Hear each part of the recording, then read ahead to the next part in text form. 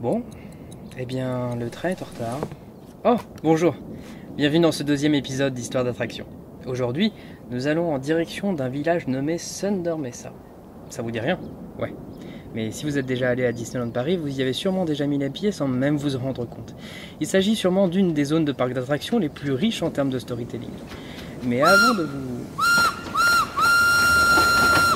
Ah, enfin. Je pense que j'aurai le temps de vous raconter ça en chemin.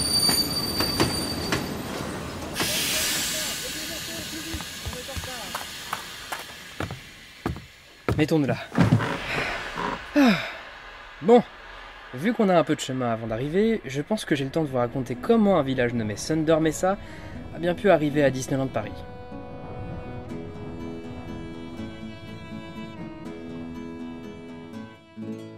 Nous sommes en 1969.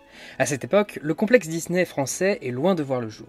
Mais c'est déjà le cas pour le tout premier parc Disney au monde, Disneyland en Californie.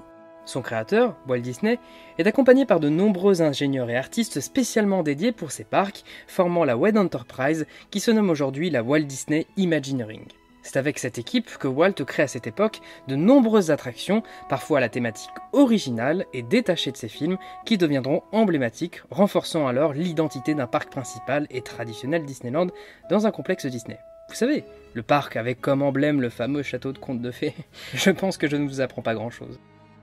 Et en cette année 1969, une des attractions les plus mythiques de Walt ouvre au public, la très célèbre Haunted Mansion. L'attraction se situe dans un quartier du parc nommé New Orleans Square, rendant hommage à la Louisiane.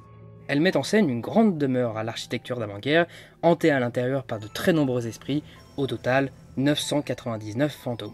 Alors le nom est plutôt simple en termes de traduction, ça veut tout simplement dire manoir hanté. Mais même si son nom semble banal de nos jours, l'attraction est à cette période une grande révolution dans le monde des maisons hantées ou encore des trains fantômes. Elle va contribuer à rendre ce genre d'attraction plus ambitieuse et à la détacher de son image un peu foraine. On peut tout simplement prendre l'exemple du Transdémonium dont on parlait au premier épisode.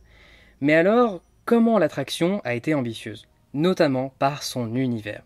Au-delà de vouloir faire peur, le but de l'attraction est d'imposer un univers à part entière, de raconter une histoire. Et toutes les scènes, dont certaines deviendront marquantes, sont rendues plus impactantes par des technologies et des illusions assez innovantes conçues par la Walt Disney Imagineering. On peut prendre l'exemple de la technologie d'une salle qui s'étire en hauteur par le biais d'ascenseurs et de murs qui se déroulent, ou encore d'une salle de bal habitée par des fantômes grâce à des jeux de lumière et de réflexion de vitres. La Haunted Mansion bénéficie également d'une technologie de véhicules spéciaux, les Dome Buggies. Un système de train sans fin, circulant de manière constante, est constitué de très nombreux wagons, notamment pour 2 personnes. Le wagon, pouvant tourner sur lui-même, permet alors d'orienter la vision du spectateur et ainsi de contrôler encore plus son immersion dans le lieu. Haunted Mansion est aujourd'hui une attraction qui reste toujours majeure. Elle fait d'ailleurs autant de succès et réunit énormément de fans.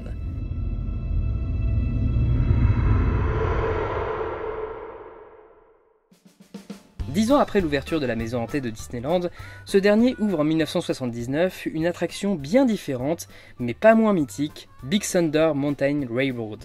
L'attraction, située dans la zone de Frontierland, dédiée à la conquête de l'Ouest américain, est une montagne russe mettant en scène un train de la mine d'or de Big Thunder Mountain. La mine étant hantée, elle rend le train fou et le lance à vive allure sur les rails. Même si son histoire est moins développée que la Haunted Mansion, ses sensations fortes dédiées pour toute la famille ont quant à elles conquis le public. Et aujourd'hui, on peut clairement dire que cette attraction a beaucoup, mais alors beaucoup impacté le genre de montagne russe en train de la mine, qui est très populaire et présent dans de très nombreux parcs du monde entier, même hors des parcs Disney. Rien qu'à compter le nombre de parcs européens qui possèdent un train de la mine. C'est alors que, comme de nombreuses attractions emblématiques Disney, la Haunted Mansion et le Big Thunder Mountain vont se dupliquer et muter au fil des nouveaux complexes Disney, notamment à l'étranger. Et d'ailleurs, à l'approche des années 90, l'idée de faire un complexe Disney en Europe émerge, Euro Disney. Parmi les pays candidats pour accueillir le projet, la France l'emporte et construit non loin de Paris Euro Disney, qui s'appelle aujourd'hui Disneyland Paris. Lors de la conception, la question était alors surtout de savoir comment importer le fameux parc traditionnel Disneyland tout en s'adaptant à une nouvelle culture. Et afin de dépayser les visiteurs vers un univers à la culture américaine, dont les Européens sont très consommateurs, la Walt Disney Imagineering conçoit une zone Frontierland beaucoup plus ambitieuse et grandiose par rapport aux versions des États-Unis. À l'occasion, un village fictif digne de la conquête de l'Ouest est créé et il se nomme Disneyland Paris. L'Haunted Mansion est aujourd'hui une attraction bien différente, mais pas moins mythique. Thunder Mesa. Ce dernier accueille alors les deux attractions mythiques dont je viens de vous parler, Haunted Mansion et Big Thunder Mountain.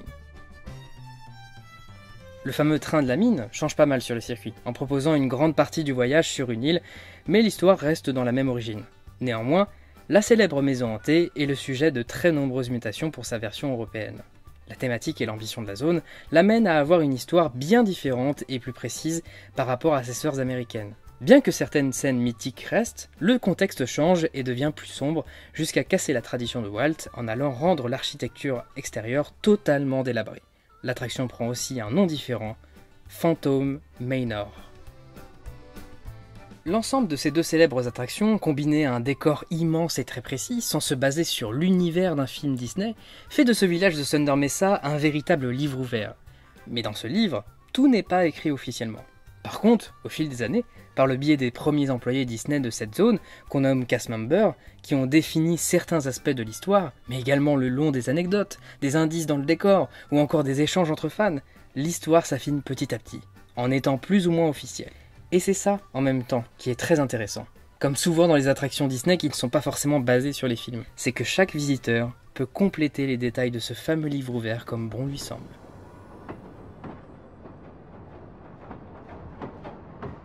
Oh, ça y est, on arrive.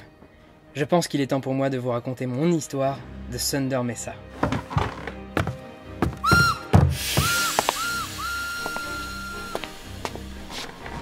Ah, Thunder Mesa, nous y voilà. À droite, vous pouvez trouver le célèbre Chaparral Theater avec ses grands divertissements, et à gauche l'enclos à chevaux. Mais c'est en allant plus loin que les choses commencent à devenir vraiment intéressantes.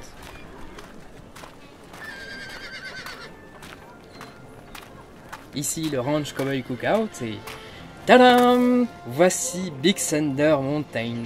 La célèbre montagne, l'île du lac et source du succès de la ville. Pourquoi? Parce que c'est une véritable mine d'or.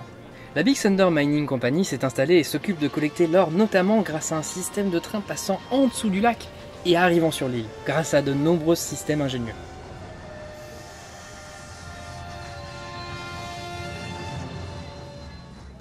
Tout cela a permis à la ville de s'enrichir et de devenir luxueuse, par exemple avec le somptueux saloon Lucky Nuggets tenu par Monsieur Paradis, ou encore l'élégant restaurant Silver Spur Steakhouse, et encore plein d'autres choses, pharmacie, photographe, boutique. Oh, le son que vous venez d'entendre, c'est le fameux bateau à vapeur qui permet aux curieux visiteurs de faire le tour du lac. Il y en a deux en fait, le Mark Twain et le Molly Brown.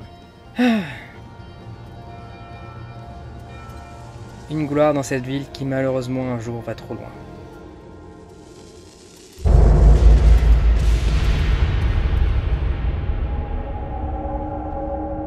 Un beau jour, lors d'une exploration dans la mine pour trouver une grosse source d'or, une explosion gigantesque se déclenche, provoquant alors la disparition soudaine d'un grand nombre de personnes. Du jour au lendemain, Thunder Mesa passe d'une ville à succès à une zone déserte et vide. L'origine de l'accident n'est pas vraiment officialisée par la ville, mais un lourd secret serait à l'origine de ça. Avant que Thunder Mesa naisse et brille de son succès, il existait déjà le fort Comstock, qui sert d'entrée à la ville et la délimite par la partie inexplorée. De l'autre côté se trouve une communauté d'autochtones, et ces derniers mettaient en garde les colons de la présence d'un esprit sur cette terre qu'il ne faut pas déranger, nommé l'oiseau tonnerre. Mais s'il y en avait bien un qui se moquait de ses propos, c'est Henry Ravenswood. Ce dernier était intéressé par la ville pour son potentiel de ressources d'or, et en soi, il avait bien misé juste à ce sujet. Il s'installe donc avec sa femme Martha, ainsi que sa fille unique Mélanie, et développe alors la Big Thunder Mining Company. C'est à lui qu'on doit le succès de ces lieux. Henry devient une figure emblématique de la ville, et, plein de richesses, décide de construire son manoir, le Ravenswood Manor, juste ici, sur la colline de Boot Hill, à l'ouest de Thunder Mesa. Elle est immense et domine la ville, mais tout cela ne suffisait pas pour Henry, il en fallait toujours plus. Et un beau jour, celui-ci s'aperçoit de la présence d'une gigantesque pépite au cœur de l'île de Big Thunder, sans se rendre compte que s'en emparer réveillerait la colère de l'esprit de l'oiseau tonnerre. Ça engendre cette fameuse explosion, faisant disparaître de nombreux mineurs, mais aussi sa femme Martha, ainsi que lui-même. Nous voici au cimetière de Boot Hill, très charmant, où Martha et Henry Ravenswood demeurent désormais, ainsi que les autres mineurs. Mais à Boot Hill, la présence d'esprit, notamment due au maléfice de l'oiseau tonnerre, se serait manifestée. Et c'est en allant dans son manoir qu'on en saura plus. Notamment sur sa fille. Apparemment, depuis l'incident, elle n'est jamais sortie de chez elle. Ah, Je ne sais pas si c'est un pur cliché ou une menace des esprits que la pluie se mette à arriver, mais... Oh, attendez! Il y a une étrange silhouette qui vient de passer sur une des fenêtres du manoir. Une mariée? Peut-être Mélanie? Je vais vous raconter, mais d'abord, mettons-nous à l'abri. On va au manoir. Peut-être pas la meilleure idée que j'ai eue, mais bon, on va demander. Allez, il va falloir ouvrir ce portail.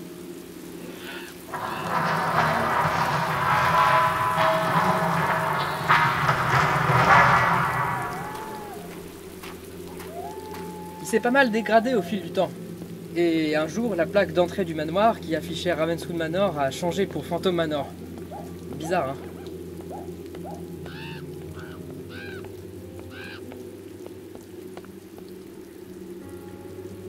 Bon, j'ose pas...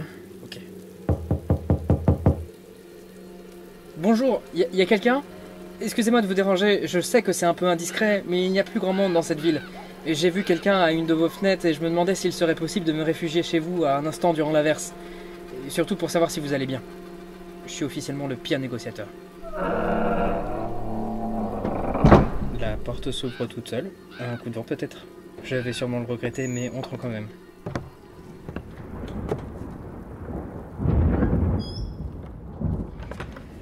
Oh, cosy le petit hall d'entrée. Quelques toiles d'araignée, mais bon. Peu après l'explosion, des domestiques de manoir ont fui la demeure.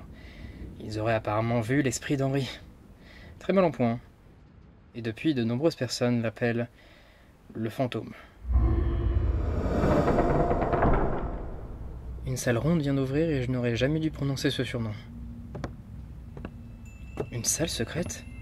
Waouh! Les tableaux sur les murs sont magnifiques. Il représente sa fille avec ses prétendants.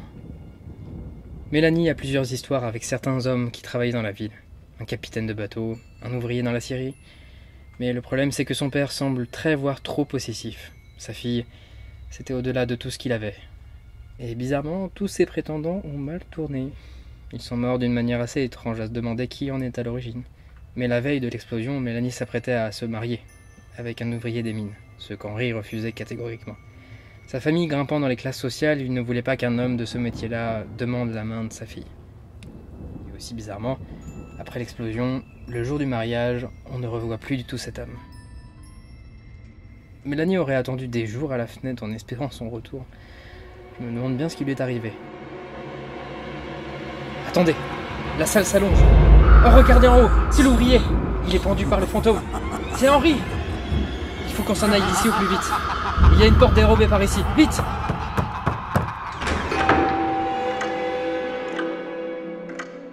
Un couloir, des portes. Il faut qu'on teste. Oh, pas une voyante, c'est pas le moment. Une salle de bal pleine de fantômes. Non merci. Vite, vite, vite, vite. Mélanie, c'est vous? Ok, je vais pas faire la même erreur, je ne rentre pas cette fois. Là, une porte de l'extérieur. Oh non, on est à Thunder Mesa, mais dans une autre dimension. Tous les fantômes sont là, il fait nuit. Le fantôme, il arrive. Il y a une lumière du jour dans la crypte là-bas, vite.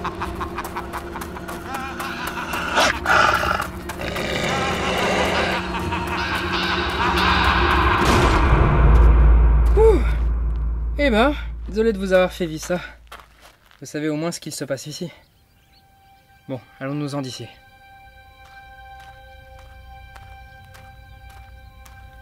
En tout cas, le destin est bien funeste dans ce manoir. Thunder Mesa est maintenant très calme, limite fantôme. Quelques habitants. Il y a encore de la vie au Cowboy Cookout apparemment. Assez loin du Phantom Manor. Sûrement pour une bonne raison. Aussi que l'ambiance est conviviale. Voilà que le soleil commence à se coucher. Et quoi de plus beau que ce lac, cette montagne illuminée comme ça. Oh, le train arrive, vite.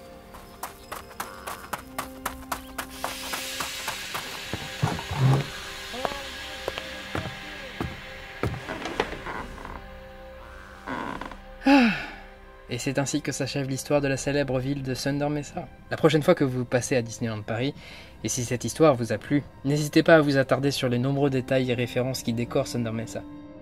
Il y a encore de nombreuses petites anecdotes dont je n'ai pas encore parlé et qui valent le coup. Et surtout, le plus important, c'est de créer votre propre histoire de Thunder Mesa.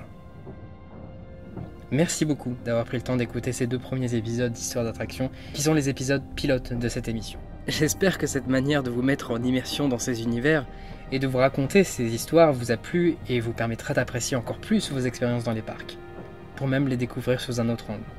C'était avec beaucoup de passion pour moi que je vous ai raconté ces histoires, et j'espère que ce n'est que le début d'une grande aventure. Bon, je vais me reposer un petit peu. Cette excursion à Phantom Manor m'a pas mal calmé. A bientôt pour une nouvelle histoire d'attraction.